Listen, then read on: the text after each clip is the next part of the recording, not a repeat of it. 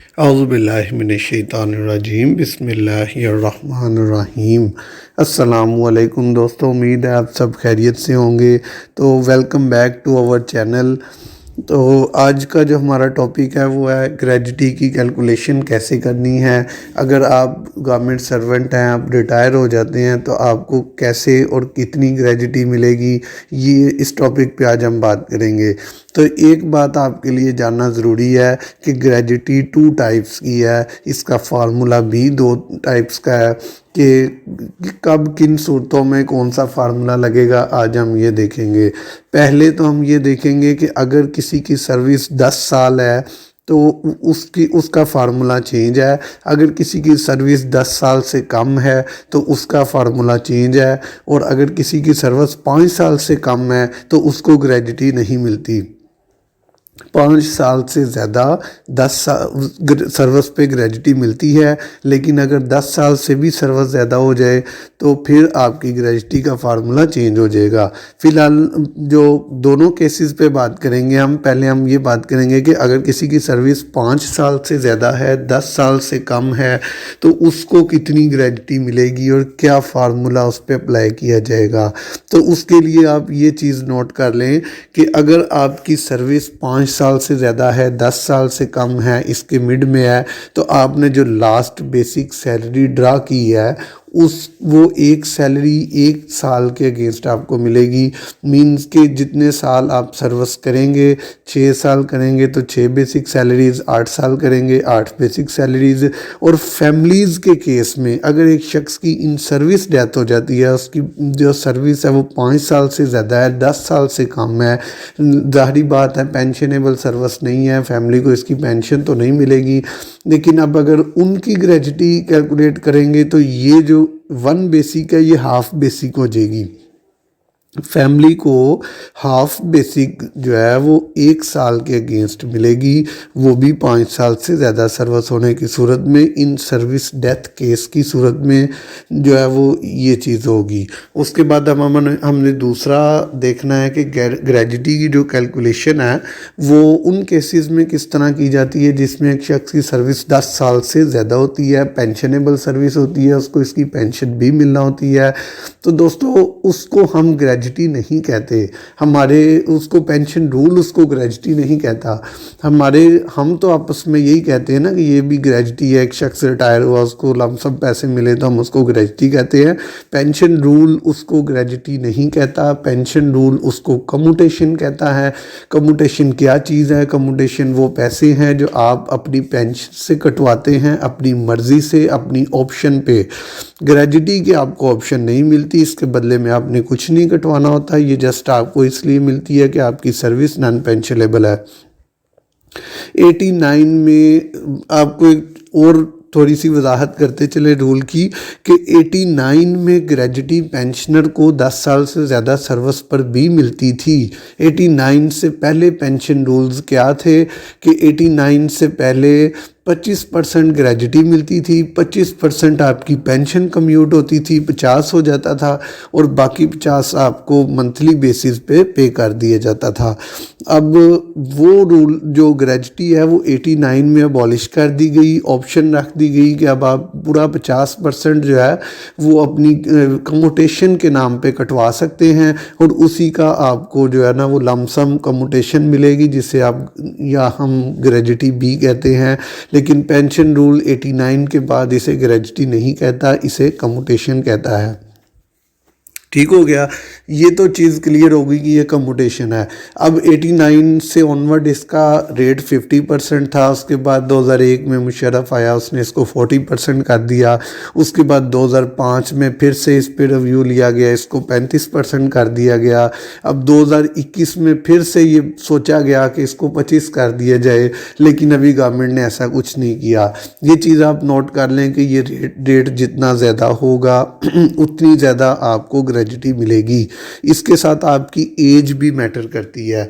इसका फार्मूला है कि आपकी अब देख जैसे मैं बता रहा हूँ कि 35% जो है वो रेट कर दिया गया है ग्रेजुटी का, कम्यूटेशन का, जो आपने अपनी पेंशन से कम्यूट करवाना है और उसके बदले में आपको लमसम अमाउंट मिलेगी, जिसे पेंशन रूल कम्यूटेशन कहता है, हम लोग ग्रेजुटी कहते हैं। उसमें एज का क्या तल्लक है? एज का उसमें फैक्टर जो है वो ये है कि अगर आपकी एज ज़्यादा होगी तो आपकी ग्रेजुटी कम बनेगी। ये मैं फार्मूले की एग्जामिनेशन के बाद आपको निचोड़ बता रहा हूँ, जिससे आप रिज़ल्ट कह सकते हैं कि अगर आपकी एज बढ़ती चली जाएगी तो आपकी ग्रेजुटी कम होती चली जाएगी। एज जो रेट है वो तो गवर्नमेंट ने फिक्स कर दिया ना कि 35% है, लेकिन एज तो फिक्स नहीं हो सकती ना। आप प्रीमेच्योर रिटायरमेंट भी तो ले सकते हैं। तो जैसे जैसे आपकी एज बढ़ती जाएगी आपका ग्रेजुटी रेट कम होता जाएगा, जैसे जैसे आपकी एज कम होगी आपका ग्रेजुटी रेट ज़्यादा होगा। अब हम इससे आगे एज फैक्टर को देखेंगे कि उसमें जो एज कम्यूटेशन टेबल है वो किस तरह एज फैक्टर पिक करने की प्रोविज़न दे रहा है। आपने कैसे वहाँ से एज फैक्टर पिक करना है तो आपको पता चलेगा कि आपके फार्मूले में ये रेट लगना है। तो दोस्तों, आगे बढ़ने से पहले एक हम्बल रिक्वेस्ट है मेरी आप सब से, दोस्तों से, भाइयों से, बहनों से जो मुझे सुन रहे हैं, कि ये चैनल मैंने सिर्फ इसलिए बनाया है कि अल्लाह का शुक्र है उसने मुझे पेंशन रूल्स पे इतनी काबिलियत दी है कि मैं हर किस्म के पेंशन पे के प्रॉब्लम्स पे या पेंशन रूल्स पे एडवाइस दे सकता हूँ।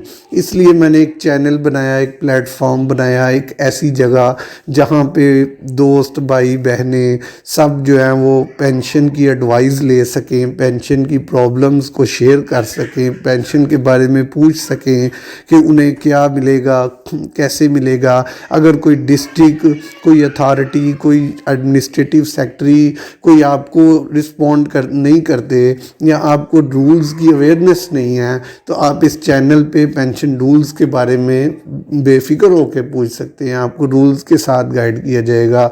तो मेरी हम्बल रिक्वेस्ट ये थी कि इस चैनल को अपनी कम्युनिटी तक फैलाने के लिए, मैं अकेला इस कम्युनिटी का हिस्सा नहीं हूँ, आप सबसे रिक्वेस्ट है कि इस चैनल को, इन पेंशन रूल्स को, इन वीडियोस को ज़्यादा से ज़्यादा शेयर करें। क्योंकि मैंने इस चैनल को सिर्फ इसलिए बनाया कि मैंने बहनों को देखा है, बेवाओं को देखा है, बुज़ुर्गों को देखा है पेंशन के लिए परेशान होते हुए, रोते हुए। ठीक है, जब एक वाइफ का कह लें कि हस्बैंड दुनिया से चला जाता है तो ये दुख उसके लिए बहुत होता है। ठीक है, उसके बाद उसकी जो है बाज़ ये भी सुना जाता है कि 3-3 साल उनको पेंशन नहीं मिली। जो बहनें हैं, अनमैरिड हैं, विडो हैं, डिवोर्स हैं, उनको बहुत सी प्रॉब्लम्स का सामना करना पड़ता है पेंशन लेने के लिए। तो अगर इस चैनल को, इन वीडियोस को, पेंशन की इन रूल्स की प्रोविजंस को आप उन लोगों तक पहुंचाएंगे तो ये नेकी आप भी करेंगे, मैं भी करूंगा, हम सब करेंगे और इससे सबका भला होगा। ठीक हो गया। तो अब मैं वक्त ज़ाया किए बिना आगे चलता हूँ। हम बात कर रहे थे कि जो ग्रेजुटी है वो 35% जो गवर्नमेंट ने रेट फिक्स कर दिया है उसके साथ एज फैक्टर लगता है।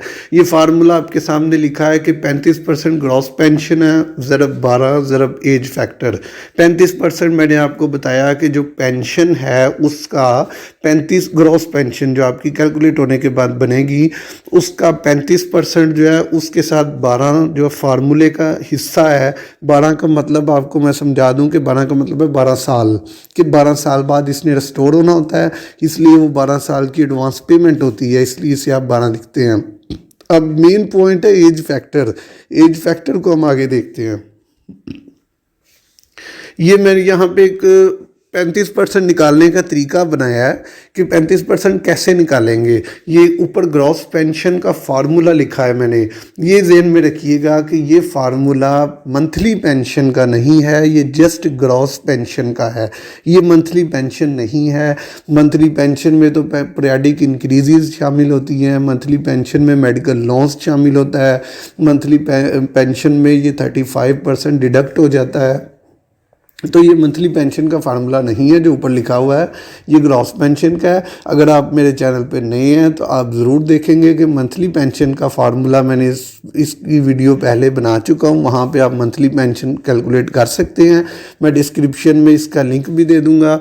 तो ये अब हमने सपोज किया है कि एक शख्स है, उसकी 52,000 बेसिक सैलरी थी, उसका बेसिक सैलरी नहीं, उस इन फिगर, ये जो फार्मूला है इसमें फिगर्स पुट की हैं, उसकी सैलरी स्लिप से बेसिक पे उठाई है, उसकी लेंथ ऑफ सर्विस देखी है, फार्मूले का 7/300 लगा दिया है। 7/300 का मतलब है 70%।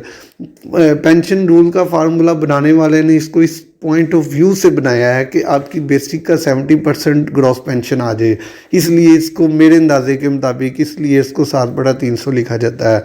कि जो देखा गया है, जो प्रैक्टिस की गई है कि ग्रॉस पेंशन क्या होती है, वो आपकी बेसिक का एस्टिमेटेड 70% जो है वो आती है।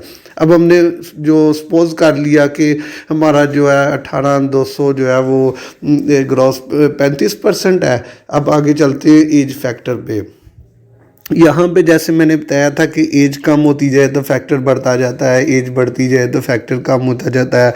तो हम एग्जांपल जो लेंगे वो 60 ईयर की ले लेते हैं, कोई और भी ली जा सकती है, लेकिन 60 ईयर की इसलिए कि हमारे मोस्टली पेंशनर जो हैं वो 60 ईयर्स पे रिटायर होते हैं। Families in service death cases में आप अपना एज रेट इसके टेबल्स के ज़रिए देखेंगे। जैसे मैंने आपको बताया कि जो ये आपको पेंशन रूल 8/11A में मिल जाएगा, वहाँ आप इसको ध्यान से देख लीजिएगा कि जो आपकी नेक्स्ट बर्थडे होगी, date of in service cases में date of death, after service cases में या प्री मैच्योर केसेस में पेंशनर की अपनी जो नेक्स्ट बर्थडे होगी उसके सामने जो भी रेट लिखा होगा आपने उठा लेना है। अब आप देखें कि 60 ईयर एज पे पहुंचने पे आपकी बर्थडे भी होगी और आप 60 ईयर के भी हो जाएंगे। तो आप 60 ईयर के सामने देखेंगे तो आपको ये देखें लिखा हुआ मिलेगा 12.3719। तो यही हमने उठा लिया कि उसके सामने लिखा हुआ है 12.3719। तो अब हम कैलकुलेशन करेंगे ग्रेजुटी की। हमने 12.3719 भी उठा लिया। अब ये देखिए फार्मूला आपके सामने है, उसमें हमने फिगर्स पुट की। 18,200 × 12 फार्मूले का जैसे आपको बताया था। उसके बाद वो जो एज रेट उठाया है कि एजेस लिखी हुई हैं, उसके सामने जो रेट लिखा होगा वही आपका रेट है, आपने वो उठा के ज़रब दे देनी है। तो आप देखें ग्रेजुटी निकल आई है 27 लाख जो है 2,022 रुपये। ये फाइनल ग्रेजुटी है। शुक्रिया जनाब।